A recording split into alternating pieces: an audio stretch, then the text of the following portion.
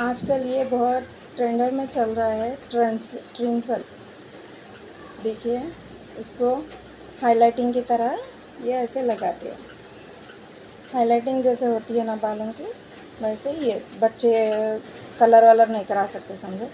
ऐसे ऐसे हाइलाइटिंग करने से लुक बहुत अच्छा आ रहा है। इसमें कलर भी कर सकते हैं आप, लेकिन मैं वाइट बता रही हूँ आपको।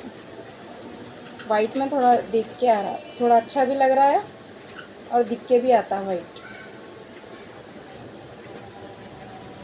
बहुत ही खूबसूरत भी लगते हैं बाल। वाइट से लुक अच्छा दिख के आता है।